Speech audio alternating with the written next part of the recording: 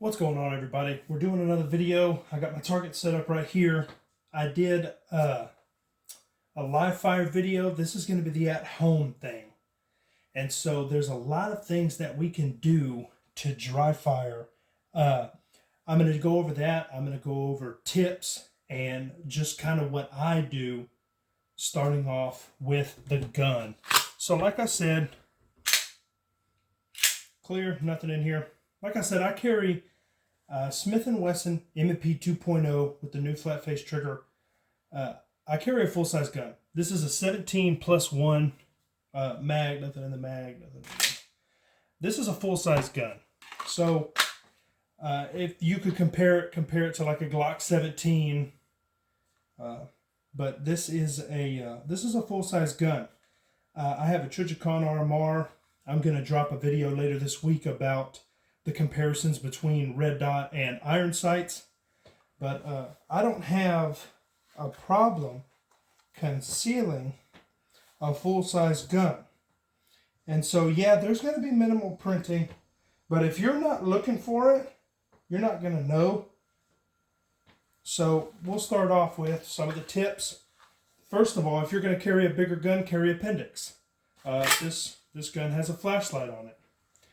So whenever I carry appendix, what I do is I move the buckle to either side.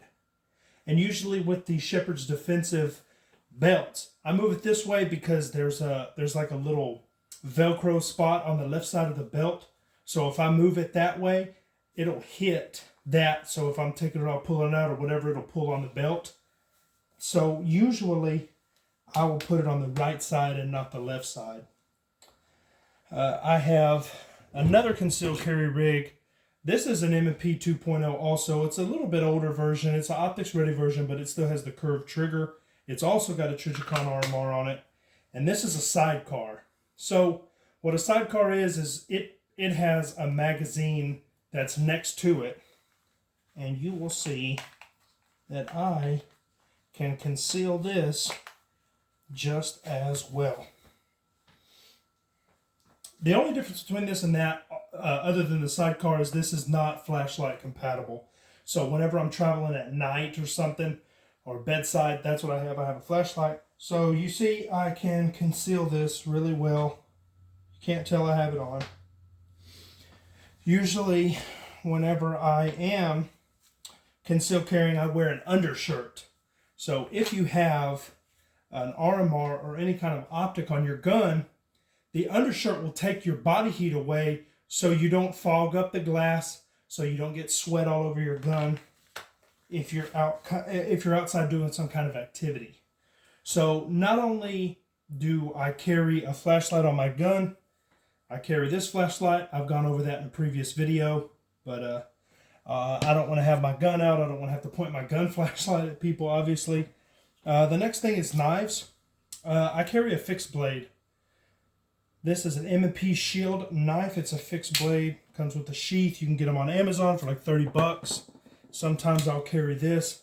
Fixed blades are faster, just like carrying appendix is faster. It's all personal preference. So, with all of that, I will go over some of the stuff that I do. So whenever I carry this T5 custom holster, I have a mag carrier that I carry with it. I have the mag carrier because sometimes I will use an outside the waistband holster, and that allows me to carry on my hip, and then I'll put the mag carrier on this side so that it's I can always carry extra ammunition. I always carry extra ammunition. So now what we'll do is we'll run over some of the drills that I do at home. And obviously the draw is going to be one of them. So a lot of people, you'll see whenever they draw, they'll grab the bottom of their shirt. That's fine, but if you're sitting down, it's not always good to do that, because sometimes you'll grab that, sometimes depending on what kind of pants or even for ladies, what kind of skirt you have on, shirt. Everything is different for everyone. So what I learned this from Modern Samurai Project, it's called a proprioceptive index. A proprioceptive index is if I close my eyes, I can still touch my nose, even with my eyes closed, because it's attached to my body and I can always find it. So something that I consider a proprioceptive index is my belly button. If I close my eyes, if I'm bent over, it doesn't matter. I can always touch my belly button. So there are two ways that we can go about doing that. The first way is to just grab your shirt and pull it up. So you see I have it up here, my fist is to my chest, but my shirt has not cleared my firearm yet. So I grab at my belly button, shirt, chest, firearm is not cleared. So one thing I like to do is use a scoop method. So instead of grabbing with my hand sideways, I grab with my hand pointed down. So then, hands in the same spot, firearms out, you see? So that is, that's one of the ways that I like to use. Boom, ready to rock and roll. So that's another thing. If you train with a flashlight, without even thinking about it, boom, flashlight's on. It's ingrained into my muscle memory. So that's something else you want to train. You want to train everything that you can, because whenever it's fight or flight time, whenever it's time to get going, you want to be able to just, everything's just smooth. Hey, I don't even have to think about this stuff, you know? So whenever we're training, like I said, I train draw stroke. Another thing that we can train is reloads. The reason I like the sidecar over this method right here is because this is attached. The mag carrier is attached. So you see I can push these together. They don't go together, but I can push these together and they will. So that's one bad thing about it. I'm going to order, it's just a long lead time to get these holsters.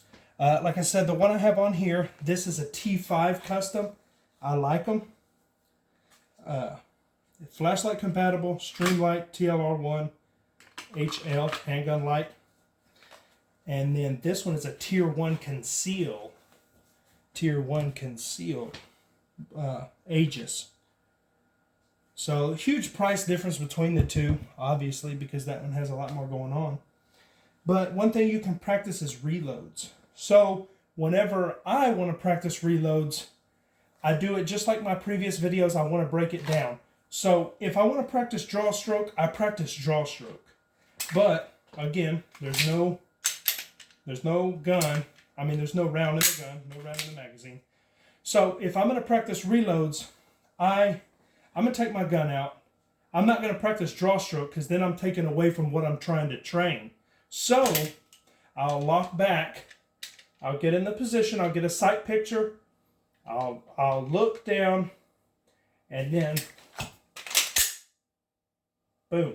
So, and you can see what I have is a laundry basket with a towel slightly sunk in. So my magazines are falling on a soft surface. So that is pretty much it, man. There's not a lot behind it. I just pick a spot on the wall. I put my dot on it. And then I'm ready to go. So that's just one of the drills that I do. And again, there are many different things that you can train. You can train like that. You can train moving. You can train kneeling. You can train however you want. You can train with your different holsters. One of the biggest things that I do is I go to church a lot. I go to church quite often. So I want to train with the setup that I'm going to have on when I'm at church.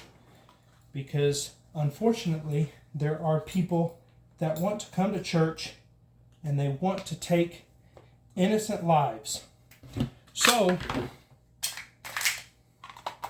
never hurts to keep double checking.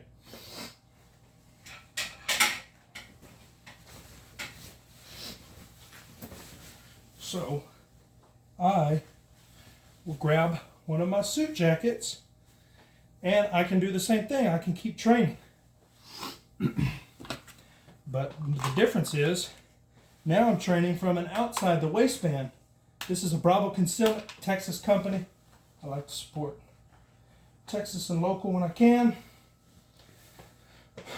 So I can do the same thing. So you want to be proficient with every carry method that you have, and you want to be reloads, whatever you have. So outside the waistband is a lot easier. I shared a video a couple of hours ago about it. I don't like outside the waistband for daily carry. So because that boy just ran up and snatched that guy's gun, so I don't really care for that. But as far as everything else, I like inside the waistband. These are the companies that I rock with: T5, Bravo Concealment, Tier 1 Concealed. I love them guys. Another drill that you can take care of is just like a transition drill. So empty again. So what I can do is I can pick 3 spots. I can pick 3 spots on the wall. I can throw a reload in there. I can do whatever I need to do. So I pick 3 spots on the wall. 1, 2, 3. Those were all at the same elevation. Pick something different. Pick a cabinet, pick a floorboard, pick a picture. So then 1, 2, 3. But be honest with yourself. If you don't get that good sight picture, on the third one I picked the picture, I didn't get a good sight picture. I couldn't find my dot. So, hey, I need to run it back. I need to do it again. Cabinet, floor, picture. Boom, all 3 times. That was good. And so what we want is consistency. We want to be able to do some, just personally, I want to be able to do something. I don't call myself consistent unless I can do it 3 times in a row without messing up. And then I can call myself consistent. We can move on from there. Hey, I need to do it 5 times without messing up before I can call myself consistent. So, 1, 2, 3. All okay. 1, 2, 3. 1, 2, 3. So that's it. 3 times consistently. It's practice. It's muscle memory. It's learning. And like I said, do it with your platforms. Change it up. Dry firing. When my wife and I first got married, she thought it was silly that I was dry firing in the living room. She's like, "What are you doing?" And I was like, I'm training with my gun. So it's all about what you do, how you train. There has to be a method behind it.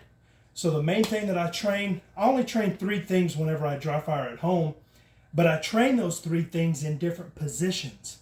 I train my draw, I train my reloads, and then I train target transitions. And so I train them from different positions, from kneeling, from standing. Obviously, you see me from standing. I train them from sitting. So I have my gun on, and you need to be comfortable. I understand that some people think you can't be comfortable in appendix because it's in front of you and you're sitting down, grab things. I can still do stuff. So the main thing is you got to train. You can get around, and sometimes you have to change your clothes. You can't. I used to wear a lot of joggers. I don't wear the same things. Just like when you come to Christ, hey, there's some things you got to get rid of. There's some things you got to change. So whenever you start carrying, you have to switch things up. I don't really have anything for off-body carry because I do not like off-body carry. If somebody runs by, snatches your bag, they're gone. Man, that's pretty much all I got.